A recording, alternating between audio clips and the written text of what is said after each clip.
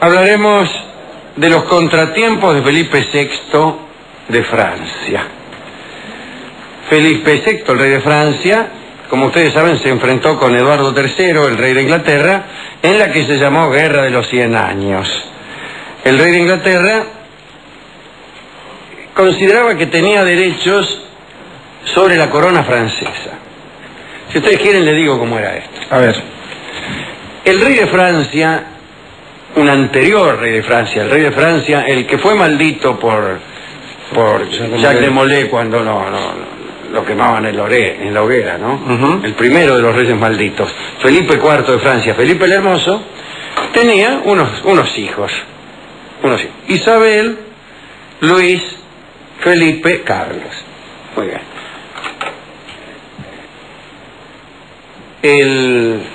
El templario que ardía en la hoguera los maldijo a todos. Y siguió la maldición porque los tres hijos de Felipe el Hermoso se murieron sin descendencia. Fueron reyes sucesivamente y murieron sin tener hijos. Primero Luis, después Felipe, que fue Felipe V, y después Carlos. Y se terminó la dinastía, se cortó la sucesión directa. Pero Isabel, la hija, la hermana de esos tres, se había casado nada menos que con el rey de Inglaterra, Eduardo II. Y ella sí tenía un hijo, que era Eduardo III, rey de Inglaterra. Ahora bien, cuando se murió el último de los hermanos de Isabel, de la mamá de Eduardo III, los franceses dijeron, no, el próximo rey va a ser el hijo del hermano de Felipe IV, que era Carlos de Valois. Y ahí empiezan los Valois. O sea que los ingleses tenían al rey de Inglaterra, que era sobrino, que era nieto del rey de Francia. Y el otro era apenas sobrino nieto del rey de Francia. Quiere decir que tenía muchos mejores derechos el rey de Inglaterra, que era hijo de la hija de Felipe IV, que el otro, que era hijo del hermano. Sin embargo, los franceses desde luego no van a permitir que el rey de Inglaterra se haga con la corona francesa, y lo coronaron a este hijo de Carlos de Valois, que se llamaba Felipe VI. Eduardo se enojó, guerra. Allá por 1339, los ingleses, después de algunas victorias, anunciaron que invadirían Francia con un gran ejército. La noticia aterrorizó a Felipe, que empezó a su vez a organizar la invasión a Inglaterra. Pero empezó por cometer un error del que todavía se habla. Nombró como almirantes de su flota a hombres que no habían navegado nunca. Además, por olvido o por orgullo, desdeñó las informaciones que tenía acerca de la armada inglesa y empleó los vetustos métodos de guerra franceses en vez de emplear como modelo la impecable organización que tenían los ingleses en ese momento. Ya hacía tiempo que los reyes de Inglaterra habían establecido en su reino el servicio militar obligatorio al que estaban sometidos todos los hombres desde los 16 hasta los 60 años. En Francia, al contrario, el ejército era un caos. Estaba integrado por caballeros cuya única táctica y estrategia consistía en atacar todos juntos atropelladamente, demostrando la mayor valentía y sin aceptar ninguna clase de órdenes. Imagínense, ¿no? La idea de una disciplina parecida a la de los ingleses los hacía reír. En cuanto divisaban al enemigo, se lanzaban todos contra él, incluso competían para ser los primeros en llegar, y casi siempre se armaba una gran confusión y perdían. Felipe VI estaba asimismo atormentado por graves preocupaciones domésticas. Su esposa, Juana de Borgoña, era la mujer más mala del mundo. Era enérgica, amarga, fea e insoportable. Su crueldad era tan grande que, según parece, hacía morir sin piedad a todos los que le molestaban. Y el rey tenía que dedicar gran parte de su tiempo a impedir que su mujer cometiera crímenes, porque no solo mataba a los que le molestaban, sino que había muchos que le molestaban. Por Por ejemplo, la reina detestaba a uno de los caballeros preferidos del rey, que se llamaba Bertrand.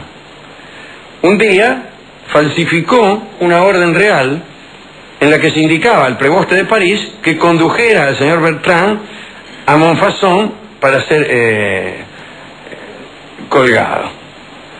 Para completar el engaño se apoderó la mina del sello real, lo estampó ahí en el documento con un pedazo de lacre, qué sé yo, y se lo mandó al preboste de París. Agárrelo a Bertrand y mátelo. El funcionario era amigo de Bertrand, se entristeció al recibir la orden y fue hasta la casa del caballero condenado y le comentó que iban a matarlo. Y Bertrand pidió ir a ver al rey antes de que se concretara la pena. Concedida esta gracia, se presentó ante el rey para ver al menos por qué lo iban a colgar. Así que llegó al Louvre, que en ese entonces no era un museo, sino que era el Palacio Real.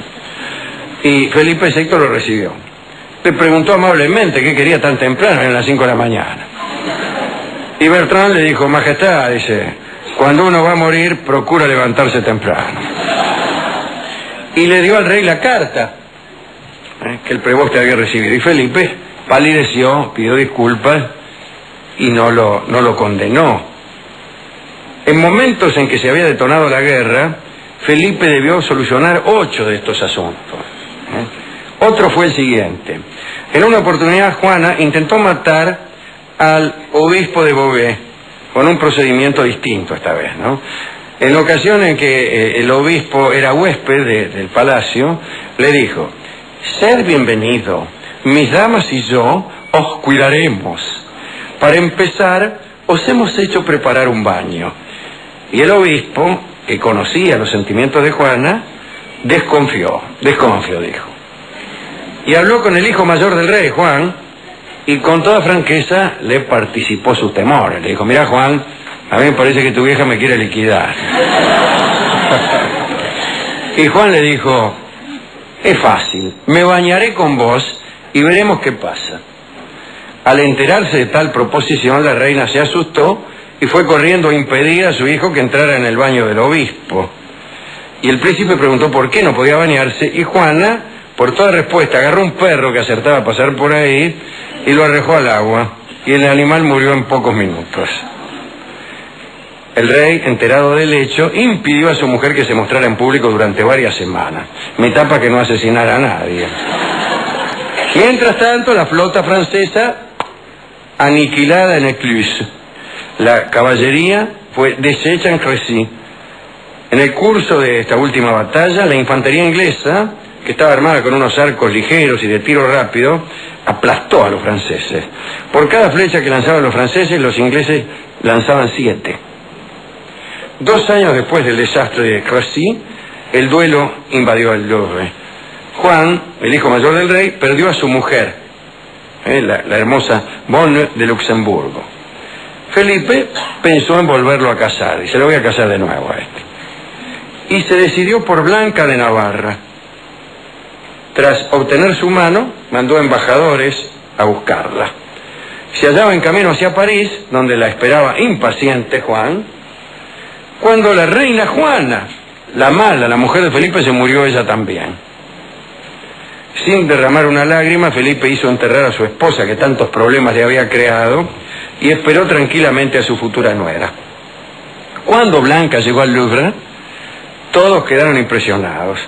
Jamás habían visto una mujer tan hermosa. Y el mismo rey se enamoró de Blanca. Unos días más tarde, mandó a su hijo un pequeño viaje por las provincias. Vaya, mi hijo, dése una vuelta por las provincias. Y aprovechó que estaba a solas con Blanca y le dijo que si quería ser reina de Francia, el método más rápido era casarse con el rey, en vez de casarse con el heredero. Y la joven se dejó convencer con facilidad. E incluso aceptó que Felipe hiciera con ella lo que algunos historiadores denominan ensayo de matrimonio. Parece que fue tan satisfactorio el ensayo que desde entonces ambos se consideraron prometidos. Cuando Juan regresó de su viaje por las provincias, se enteró del asunto. Abandonó el palacio, desde luego rehusó asistir a la boda de su padre y su prometida. La unión, sin embargo, de Felipe VI y Blanca no fue larga.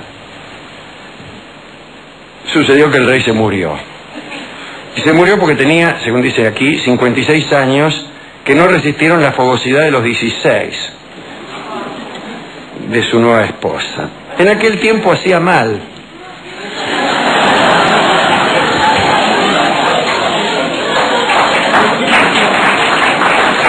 Así que, como suelen decir los cronistas antiguos, debilitado por los excesos amorosos,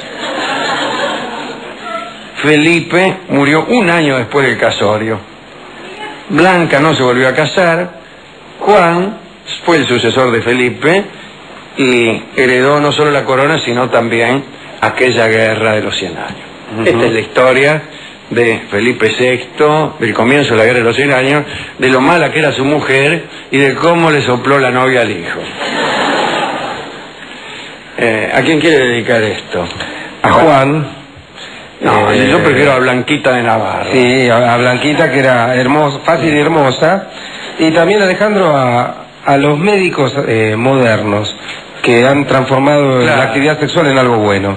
No como antes, que era malo. En el para ti y en el vosotras, claro, dice que hace muy bien, claro, no sé qué.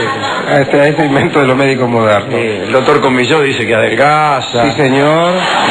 Claro, entre 600 y 800 calorías. Sí, se pierden, según con quién. Según cuándo y con quién. Y cómo. Obvio.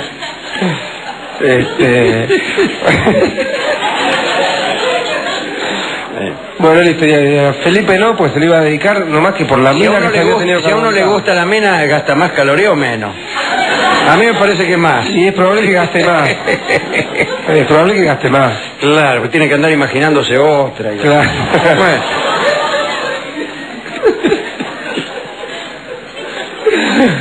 Bueno, hemos ido ¿a dónde hemos ido? A la discoteca a buscar un disco sobre Felipe VI y su mujer. Y entonces apareció el tango que se llama Matala. Canta el tango Matala, cuyo autor era su propio maestro de tango, maestro de canto, don Carlos Gardel.